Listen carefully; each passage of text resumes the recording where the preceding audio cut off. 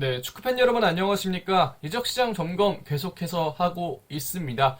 오늘의 두 번째 영상은 인천 유나이티드의 이적시장 점검인데요. 그 어떤 팀도 부럽지 않은 이적시장을 보내고 있는 인천 유나이티드, 과연 어떤 이적시장 보내고 있는지 지금부터 함께 살펴보도록 하겠습니다.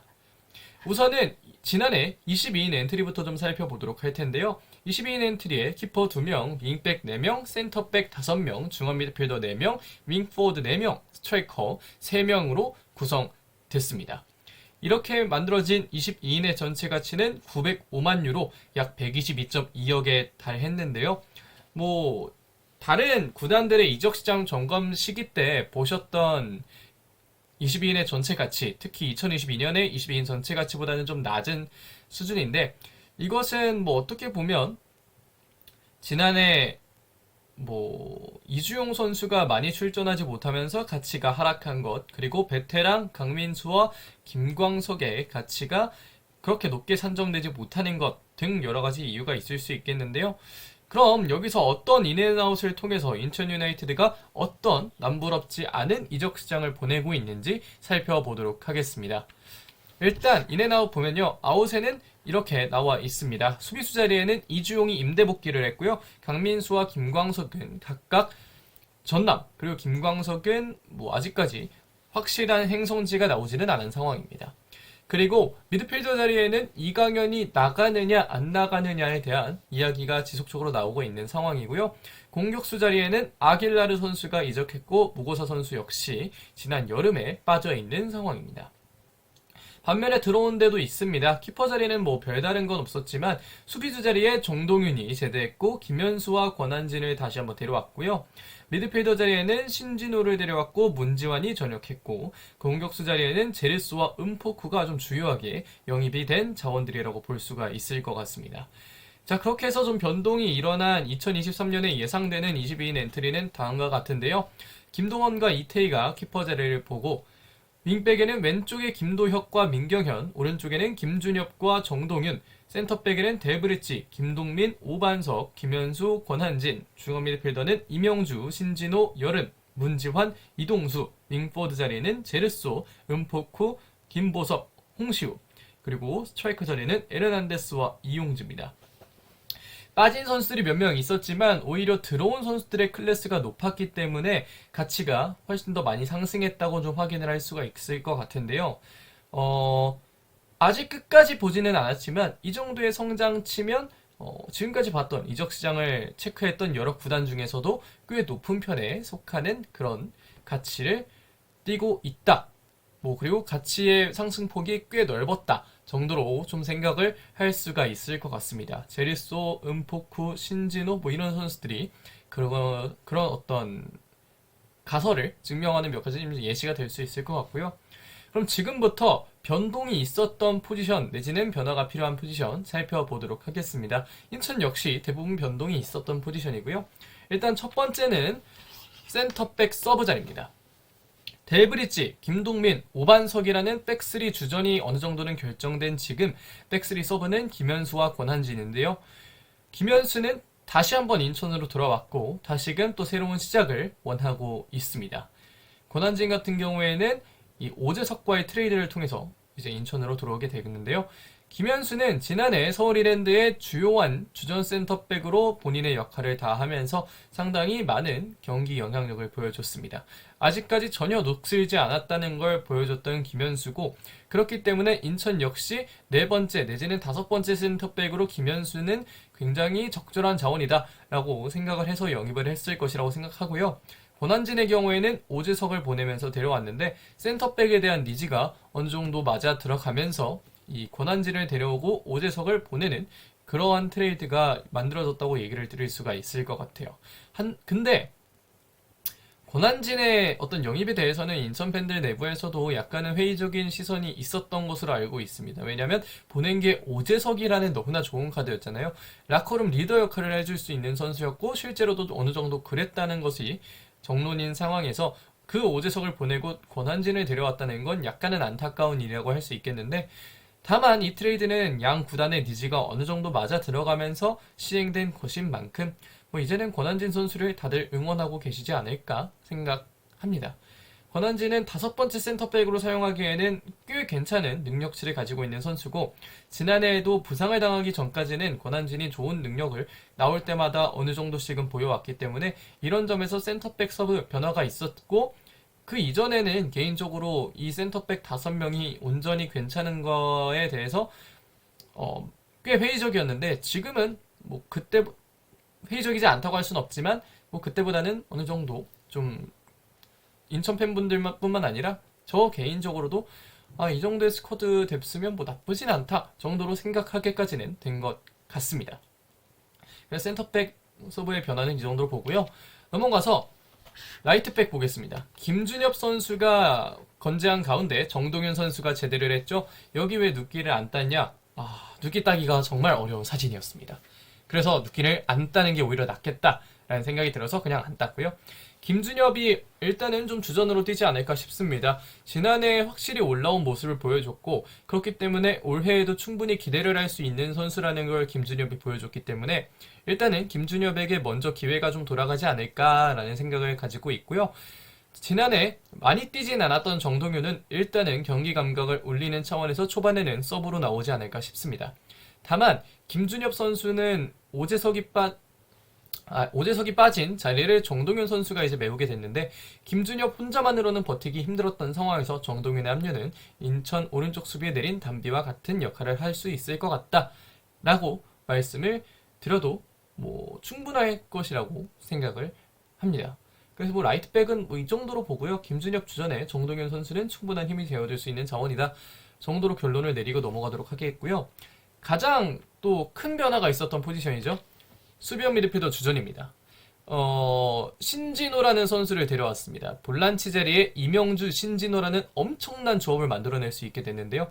사실 당초만 해도 신진호 선수가 영입될 것이라고 여긴 팬들은 아무도 없었죠. 하지만 신진호가 포항에서 이적료 단돈 2억에 풀리게 되면서 인천 유나이티드가 다시 한번 도전을 하게 됐고 그렇게 도전을 하는데 성공하면서 이명주, 신진호라는 포항에서 다시 볼 것만 같았던 볼란치 조합이 인천에서 또 확인을 할 수 있게 됐습니다. 이명주는 지난해 인천 핵심 중에 핵심이었고 정말 못 왔으면 어쩔 뻔했나라는 생각이 들 정도로 좋은 영입이었고 좋은 활약이었는데요. 인천 구단이 나서서 여러 가지 보너스를 붙여줄 만큼 이명주는 상당히 또 배려도 많은 그리고 또 인천 구단에 수많은 기여를 한 선수가 됐습니다. 신진호의 영입 역시 그리고 신진호가 인천에 고르는 데에도 이명주의 역할이 없었다고는 보기 어려운 상황이고요. 그만큼 이명주는 엄청난 팀 내 기여도를 보이고 있는 가운데 신진호라는 엄청난 하드워커가 들어오면서 이명주와 신진호는 서로를 상보적인 관계 속에서 훨씬 더 좋은 플레이를 할 수 있도록 만드는 그런 조합을 구성하게 됐습니다. 이러한 수비형 미드필더 내지는 볼란치 주전을 바치는 선수들은 이 3명의 선수들인데요. 여름, 문지환, 이동수입니다. 여름과 이동수는 원래도 있었고 문지환 선수가 이제 김천에서 전역을 했는데요.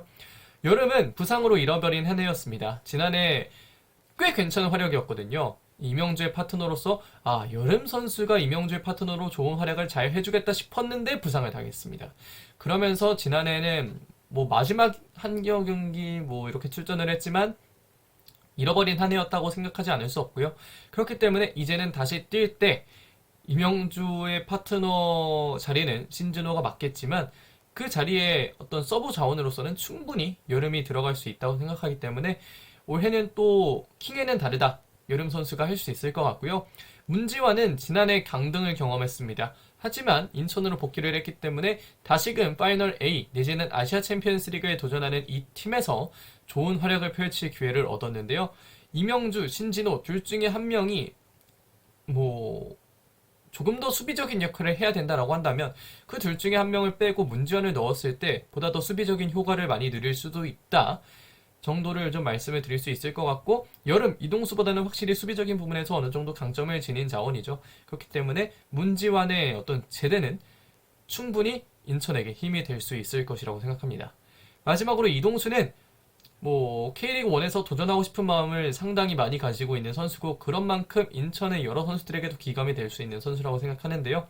과연 이동수가 올해 어떤 시즌을 보내느냐 이 중앙 미드필더 뎁스의 이 볼란치 뎁스의 상당은 영향력을 가질 수 있을 것이라고 생각합니다. 지금 당장은 5번째 볼란치지만 충분히 또 이 본인의 차례의 숫자를 낮출 수 있을 것이라고 생각을 하고요.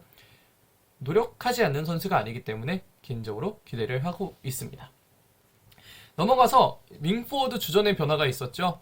제르소, 음포쿠, 가슴이 웅장해지는 이 볼란치 주전 조합과 함께 가슴이 웅장해지는 또 다른 조합입니다. 제르소는 지난해 K리그1에 완벽하게 적응하면서 정말 좋은 활약 보여줬는데요. FA로 풀린 다음에 이 인천의 진심에 응답하면서 인천에서 날아다닐 기회를 다시 한번 잡게 됐습니다. 제르소 선수는 이제 베테랑의 나이에 접어든 상당히 경험도 많고 좋은 능력도 가진 선수이기 때문에 인천은 제르소에게 기대할 만한 여지가 충분하다 생각하고요. 음포크는 지난해 조성환 감독이 사용했던 3-4-2-1에서 2에 딱 맞는 선수입니다. 중앙, 측면 이 모두를 오가면서 충분한 플레이, 본인의 능력을 보여줄 수 있는 선수이기 때문에 또 이 조성환 감독이 3-4-2-1에서 2를 사용하는 방법을 정확히 알았기 때문에 그 2에서 음포크는 본인의 능력을 조금 더 발휘할 수 있는 기회를 얻을 수 있을 것 같고요. 이명주 선수가 좋은 선수라고 했다는 건 그만큼 또 좋은 선수는 좋은 선수를 알아본다고 꽤 괜찮은 선수일 확률, 그리고 꽤 괜찮은 픽일 확률이 높아 보입니다. 실제로 인천 인스타를 보니까 음포크 선수의 적응도가 굉장한 것 같더라고요. 음포크 선수 이번 시즌 굉장히 기대됩니다. 자, 여기까지는 이제 스쿼드의 변동을 살펴봤고 지금부터는 스쿼드 장점에 대해서 좀 보도록 할 텐데요. 스쿼드의 장점 첫 번째는 네임밸류 높은 선수로 꽉 찬 스쿼드입니다. 이렇게 되면서 어떤 자리도 딱히 비어 보이는 자리는 없는 뎁스가 됐는데요. 이런 점은 충분히 인천에게 장점으로 작용할 수 있을 것 같고 이선 자원의 완벽한 보강, 제르소, 음포쿠 그리고 기존에 있던 김보석과 홍시우까지 엄청난 이선 조합을 가지게 된 인천입니다. 마지막으로 이명주와 신진호라는 가슴이 웅장해지는 볼란치 조합을 만들어냈다는 것, 인천이 차기 시즌 지난해 기록했던 4위뿐만 아니라 3위까지도 노려볼 수 있을 정도로 좋은 스쿼드를 만들었다라는 어떤 뭐라고 할까요? 증명을 해줄 수 있는 자료가 바로 이선 조합과 이 가슴이 웅장해지는 볼란치 조합이다 라고 말씀을 드리도록 하겠습니다. 하지만 장점이 있으면 단점도 있죠. 첫 번째는 네임밸류가 높음과 동시에 연령대도 높아졌습니다. 이 센터백 같은 경우에는 특히 좀 연령대가 높은 편인데요. 뭐라고 할까요? 평균 나이가 31살입니다.